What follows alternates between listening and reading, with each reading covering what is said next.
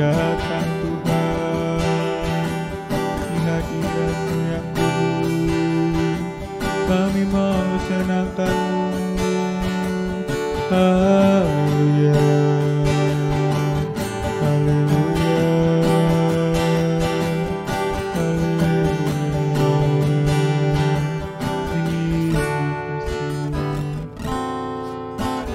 Tuhan, ku mau menyenangkan-Mu. Tuhan, bentuklah hati ini jadi bejana untuk hormat-Mu, cemerlang bagai emas murni. Tuhan, ku serahkan hatiku, semua ku berikan padamu.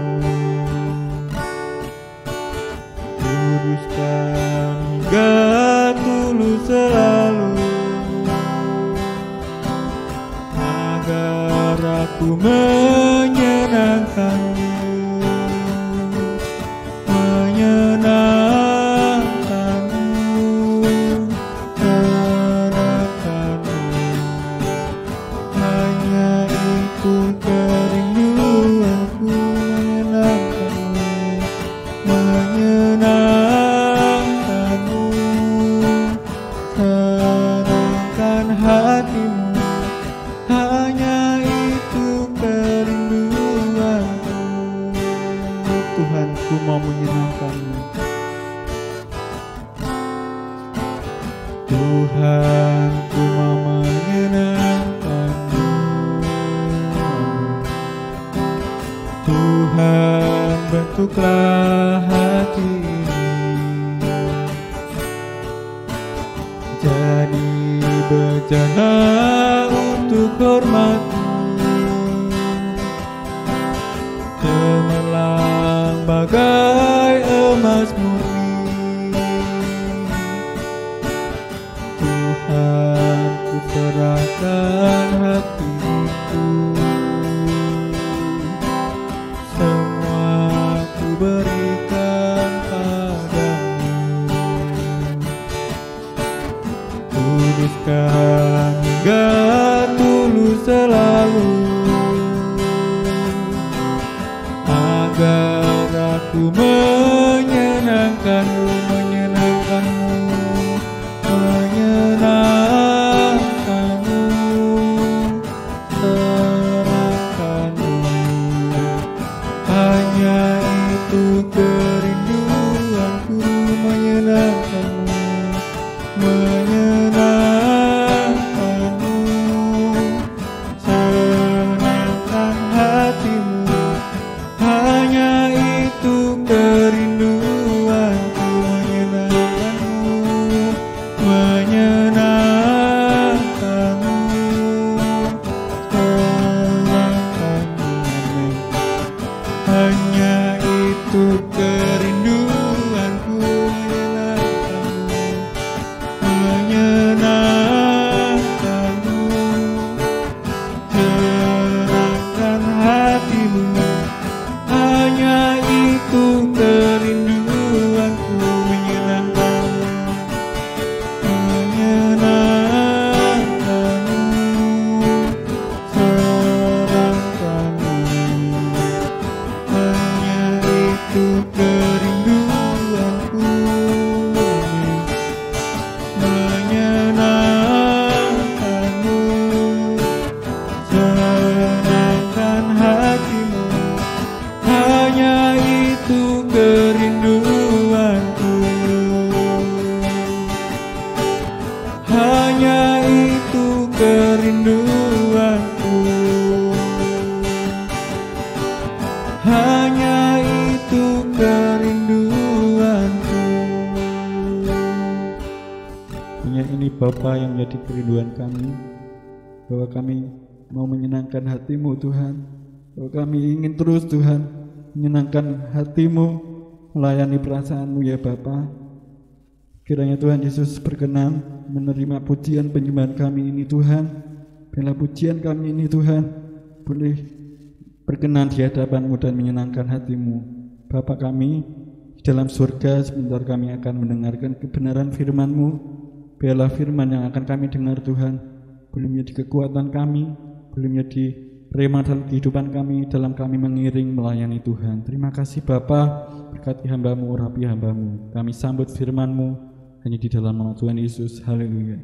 Amin.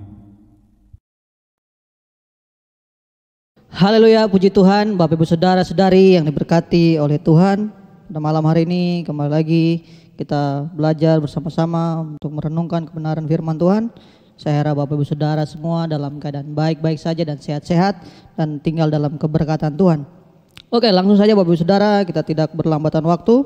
Mari kita buka Alkitab kita yang di hari ini saya angkat dalam Ratapan pasalnya yang ketiga, ayat yang ke-21 sampai yang ke-23. Ya, di Ratapan pasal yang ketiga, ayat yang ke-21 sampai ayatnya yang ke-23. Demikianlah firman Tuhan. Tetapi hal-hal inilah yang kuperhatikan, oleh sebab itu aku akan berharap tak berkesudahan kasih setia Tuhan, tak habis-habisnya rahmat-Nya, selalu baru tiap pagi, besar kesetiaan-Mu. Ya, jadi Bapak Saudara kalau baca tentang kisah Ratapan ini, ya, kitab Ratapan ini ditulis oleh Nabi Yeremia.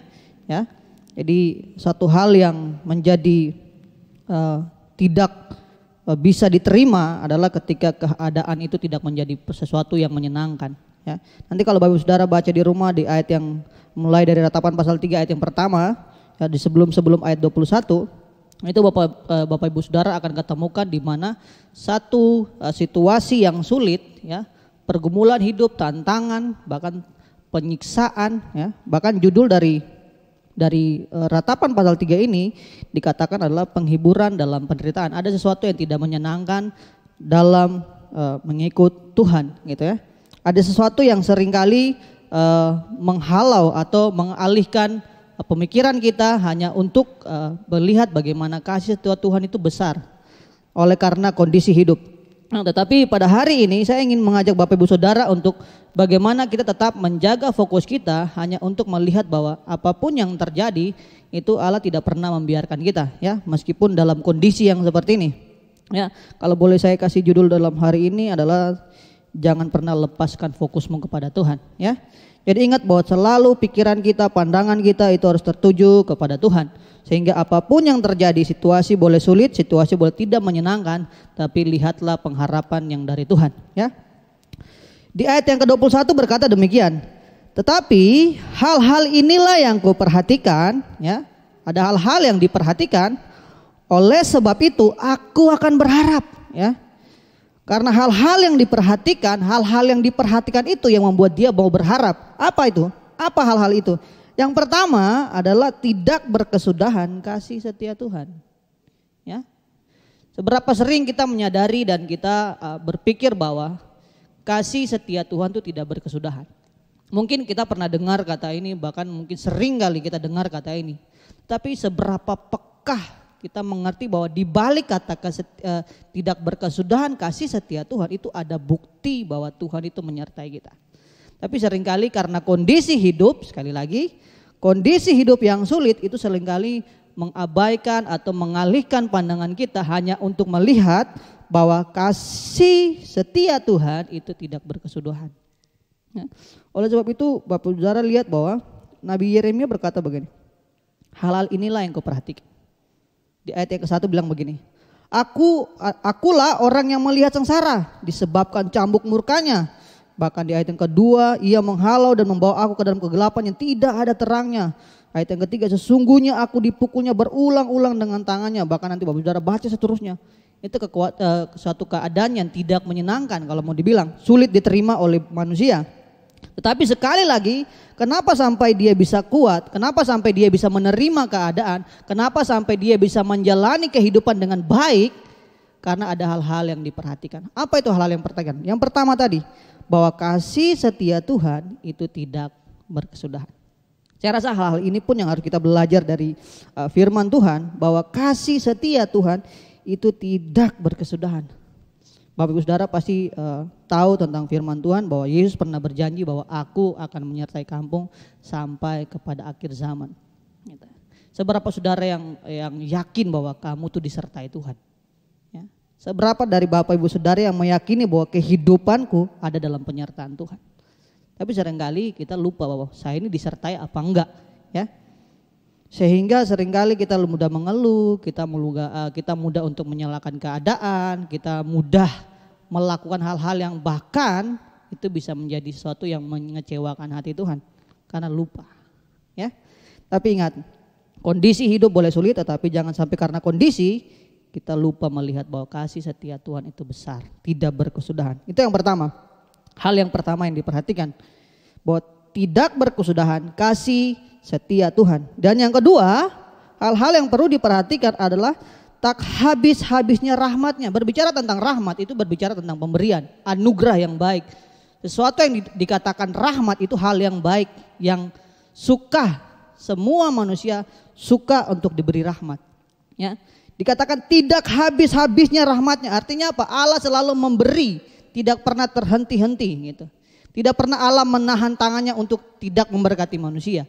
Tapi seringkali kita lupa bahwa selalu ada tangan Tuhan yang memberkati kita. Bahkan kalau hari ini kita masih bisa sehat, kuat dan lain sebagainya, meskipun kita tidak bisa berkumpul di gereja bersama-sama, tetapi ingat, di balik semua itu ada rahmat Tuhan yang tidak pernah habis. Ya, saudara dilindungi, saudara dijaga, bahkan apa yang saudara kerjakan dibuat berhasil dan lain sebagainya. Ingat, itu karena ada rahmat Tuhan yang tidak pernah habis. Oleh sebab itu berpikirlah sedemikian rupa supaya meskipun mungkin bagi kita yang bekerja dan lain sebagainya, kondisi ekonomi naik turun dan lain sebagainya, hidup susah, adakah kita berpikir bahwa rahmat Tuhan itu tidak pernah habis? Ya. Kejadian berkata, dalam kitab Kejadian berkata demikian, bahwa selama masih ada musim musim menanam dan menuai, ya kan, berkat Tuhan akan selalu tercurah. Seberapa kita yakin itu? Ya. Ingat, firman Tuhan kalau kita yakini itu akan menjadi dahsyat dalam kehidupan kita. Oleh sebab itu ingat lagi kembali, hal-hal ini yang harus kita perhatikan.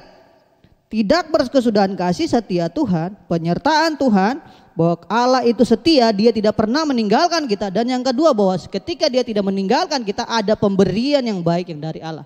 Dan itu dikatakan tidak berkesudahan, tidak habis-habis rahmatnya. Itu. Allah gak pernah kehabisan stok untuk memberkati kita.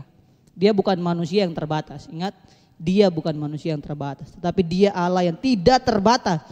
Sehingga dikatakan rahmatnya, pemberiannya itu tidak pernah habis. Oleh sebab itu selalu jaga kondisi, selalu jaga fokus kita untuk melihat bahwa apapun yang terjadi, pemberian yang daripada Allah itu tidak pernah habis. Selagi kita di dalam Tuhan. Ya, garis bawah itu, selagi kita di dalam Tuhan. Ya.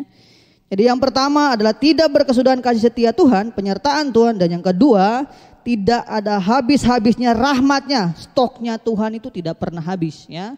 Berkat Tuhan tuh gak pernah habis. Jadi Bapak Saudara harus percaya itu. Meskipun kondisi hari ini kita gak tahu besok makan apa, besok anak saya kuliah dan lain sebagainya. Ingat, selagi engkau dalam Tuhan, firman Tuhan katakan, aku tidak akan pernah membiarkan engkau yatim piatu.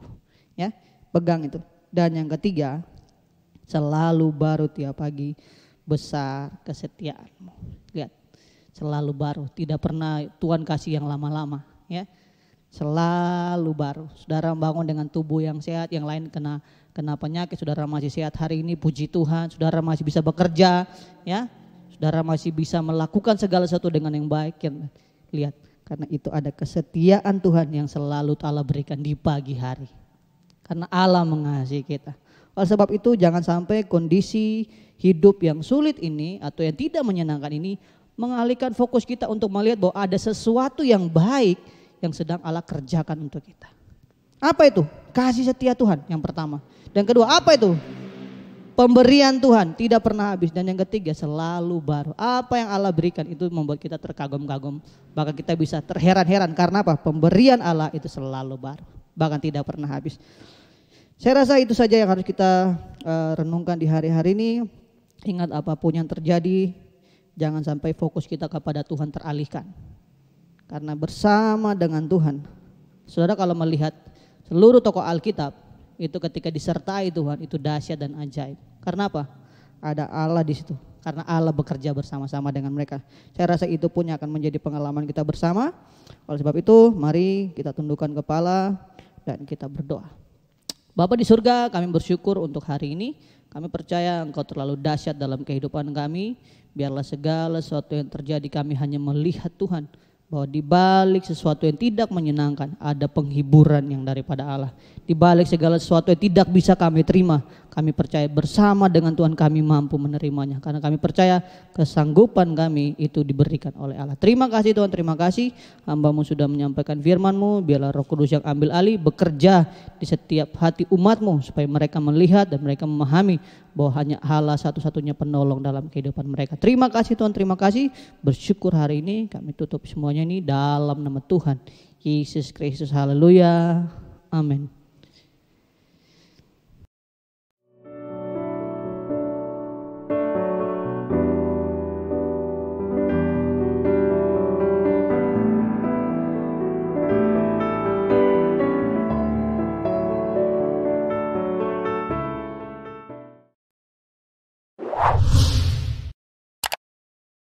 Subscribe channel YouTube GPDI Efrata Yogyakarta dan aktifkan lonceng notifikasinya untuk mendapatkan informasi seputar live streaming dan video khotbah terbaru lainnya.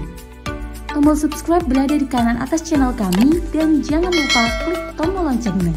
Tuhan Yesus memberkati.